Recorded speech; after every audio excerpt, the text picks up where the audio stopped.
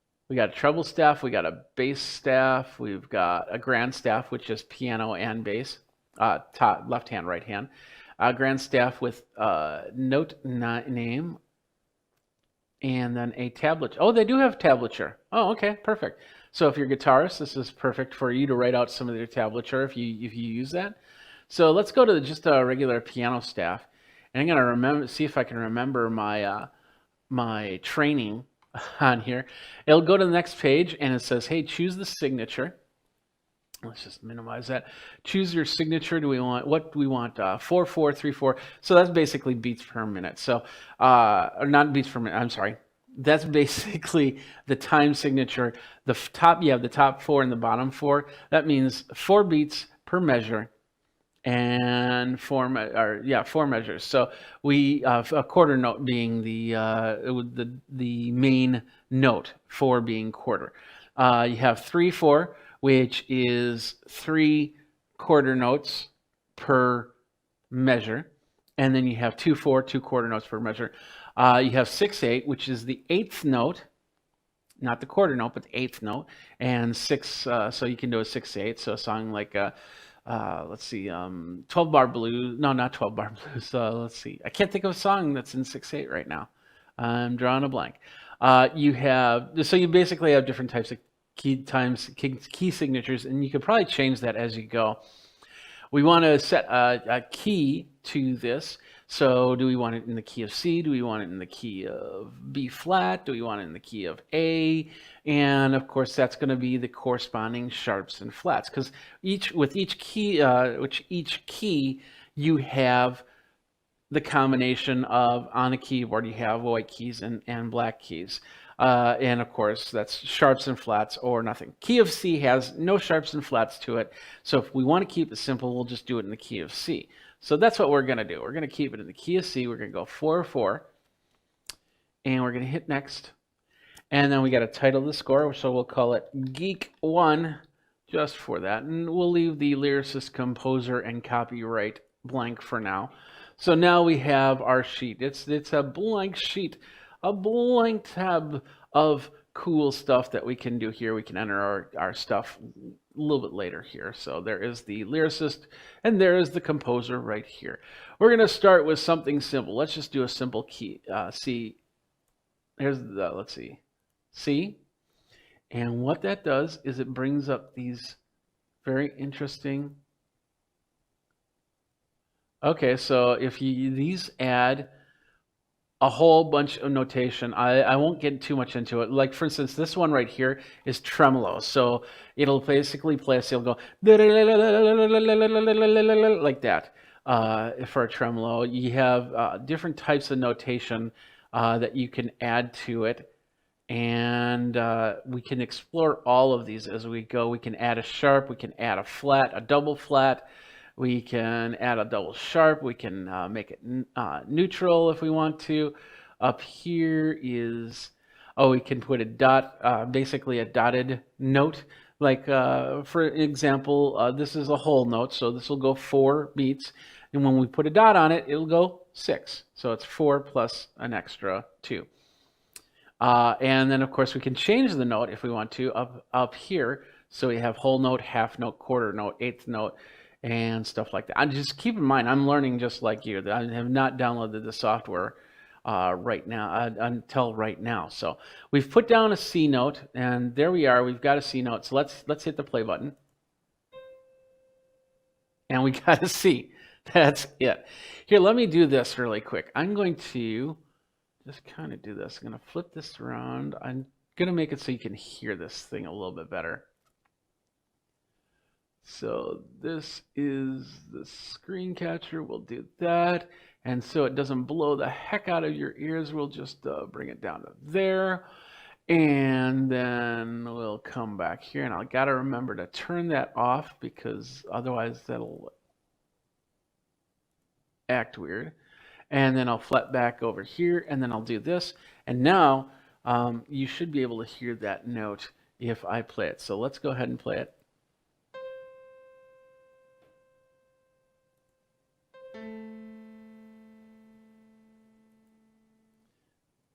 I don't know why I did that. Probably because if you put down a note, I bet you. Nope, you can't hear it from there, but somehow it hit a note again. So anyway, we got our C note, and I just want to hear that again. We got our C note, and I just want to hear that again.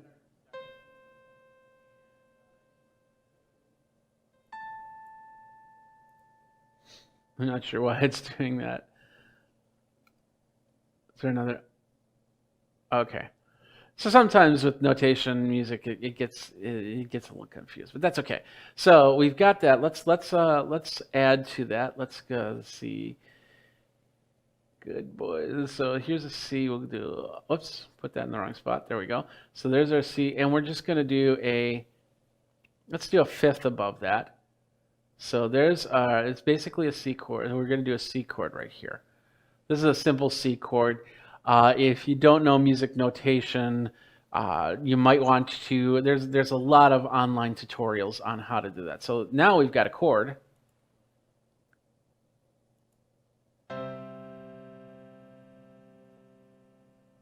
There, and then then I played another C. I can actually make a different chord. Let's do that. We got that, and we got that. Let's put down there and there. So now this will be a more what's called a dissident chord. Otherwise, it's known as a suspended second chord. Will be the second one. So we got the first one. Okay. And there's our suspended chord, second suspended. And then that extra note, I don't know where that an extra note's coming from. But my understanding is you can also use your keyboard, and I did bring in my keyboard here. This is an IK Multimedia iRig mini key. So I'm not sure, I think I have to set this up on the program. So I will do that in a second here. But I'm going to be using this keyboard if we do any type of keyboard type insertion, because we should be able to do that. So let's go back here. Okay. And there's got to be a way to, I'm assuming it's in the preferences.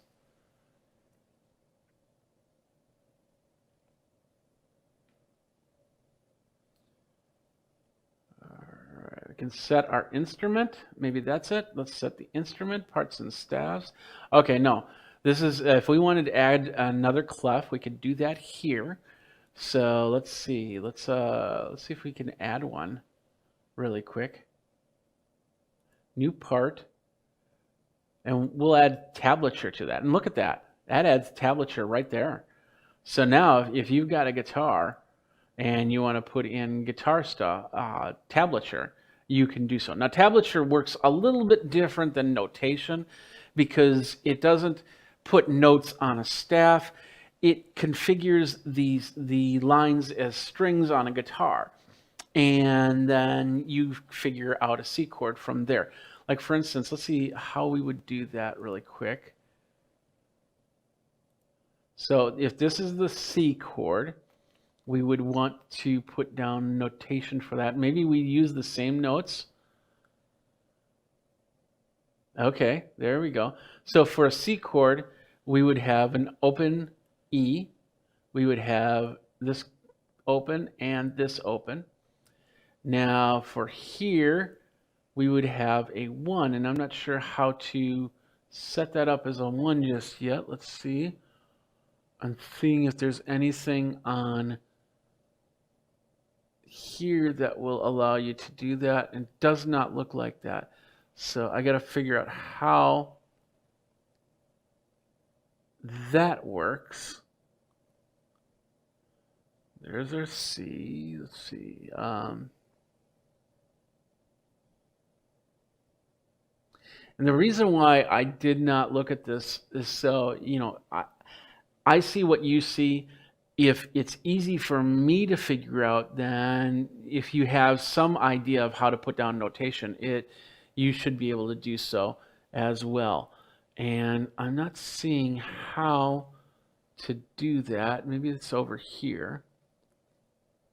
Okay, here's the fretboard chords down here.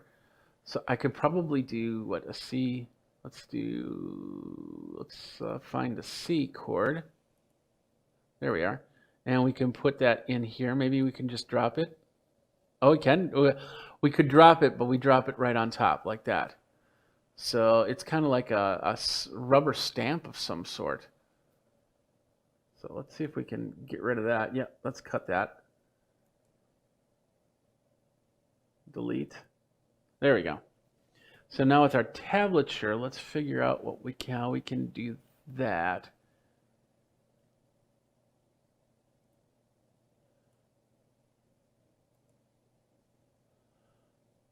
Duration, we've got dots, we've got grace notes, we've got add grace notes, arpeggio, glissando. Maybe if I just type 1. There we go. Look at that. So I just typed 1. So if I put down another note, let's put down another note here. This would be 2. So that basically, whoops, let's do that again. Oh, that deleted it. Okay, I see what it is. So I put down that, and then I click on that, and then I type in 2. And then I put down there, and then I'll type in 3. Okay, so now I've made a basic C chord through tablature. So that just basically means on the low end string, which is this one down here, the low end string is 0 open. The second string from the bottom is 3. The third one's 2, 0, 1, and 0. Here, let me grab my guitar. It's right over here. I have this ability, so let's do that. And I just got to unplug it from the plug. Thought that would be easy. There we go. And then grab the stand so I have something to put this onto. Come back over here. Set that right there. So, as I was telling you, a C chord. Hopefully not knock anything out. So basically with a C chord, we'll zoom in here. So this is a C chord right here. So this is the low string. And that's the thing about tablature is you would think that it goes from this string to this string. But in all reality, this is the top string on the tablature. So we'll go through that split again. So that 0 up there actually means on this top string. And this top string means 0. So then we put our first fret, our one finger on our first fret. We skip a string, second fret on this one, and then third fret, and then we have a C chord.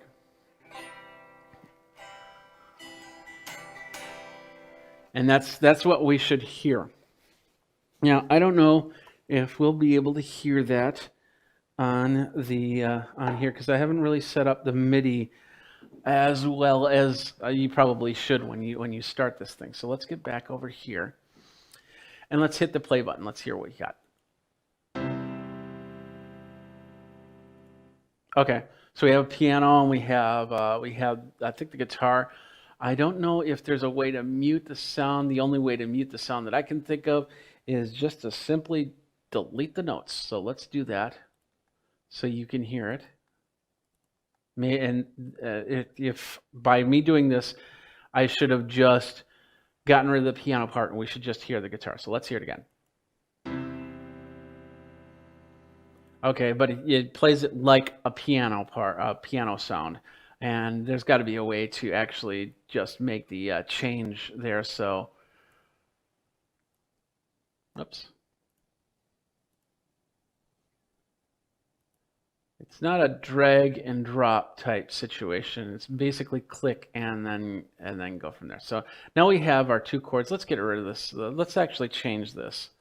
So we want to now change this. Let's change it to a quarter note.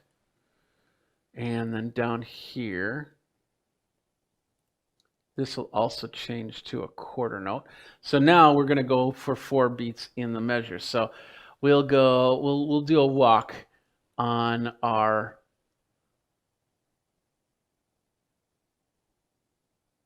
piano here. So we'll bring that in, we'll bring it like that, and then we'll bring the next quarter note, bring it down a little bit, and then back here, and we've done another measure. So with this, let's hear what we got. Oh, it played at that point. Let's start it over again. Nope, I didn't want to start it there. Let's go to the arrow. Let's start here. Now we'll hit play. We got our C chord.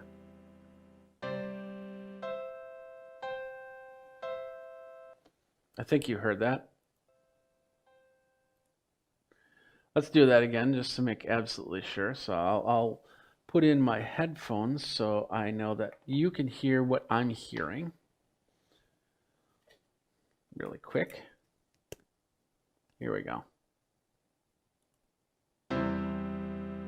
There we go. Yeah, you can hear that. Perfect.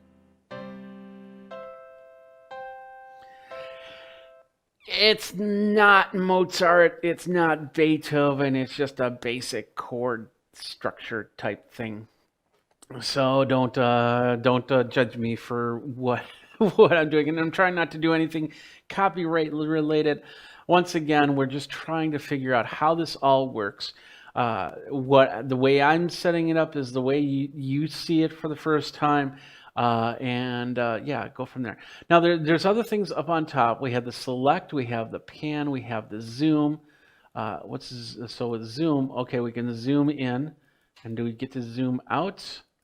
No, just zoom in. How do we reset the zoom? Oh, the scroll wheel. At least on the PC version, we can scroll wheel it, and then we'll go back to select, and I think we'll be able to scroll up and down. Yes, we are. So now that we have that, we have bar lines. So I can put in my bar line here. So we have with the 4 notes, we have our bar line. So let's take all of these notes. Let's go back to select tool. I think I'll be able to do this. Nope. Nope. Nope. Maybe if I shift. Nope. I was hoping there was a way to do a multi-select, but I don't see that. So we'll just leave it at that. We also have a repeat here, which we can begin the repeat, double the repeat, or end the repeat. So let's say begin repeat, and we'll put that right there. And then we'll have an end repeat right here. So it's going to play this part twice. So let's get back up here. We'll start back here, and we'll play it. 3, 4.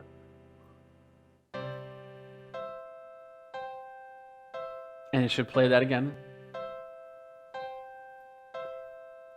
Pretty straightforward. So I know that that's not exciting or anything like that, but you can definitely get things ready and build your music from here. So let's do something a little bit more. Let's bring in some fun notes. Let's go. Whoops, I always forget. It's not drag and drop. It's click and add.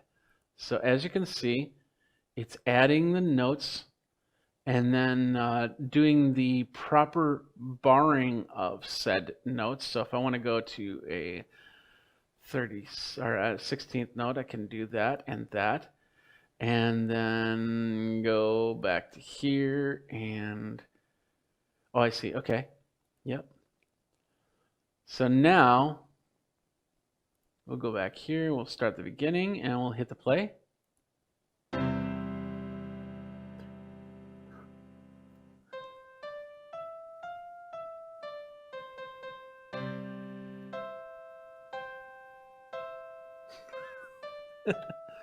And it's doing the repeat.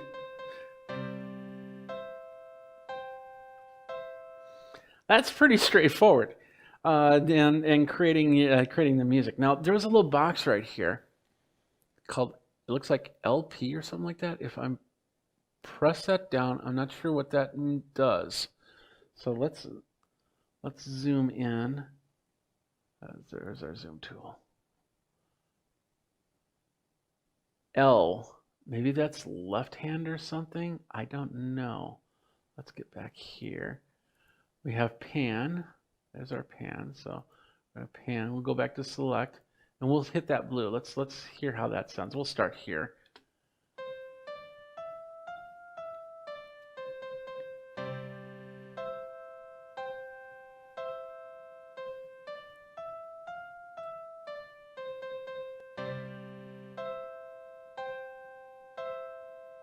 Okay. So I'm not sure what that does. And it looked like it went back from blue back to the original color. So I'll have to check on that. So I'm not sure. I'll have to look at the notation on there. I can also do triplets. So I could bring in a triplet. Let's bring a triplet in here. Let's bring in a bar. We'll bring in a bar, and then we'll bring a triplet in. Not sure just yet how to do this. So I'll put down the note, and then I'll try triplet. No, that didn't work. So let's delete. Maybe I have to put down a couple notes. We'll do 3 like this, and then see if that becomes a triplet. Yep, there we go.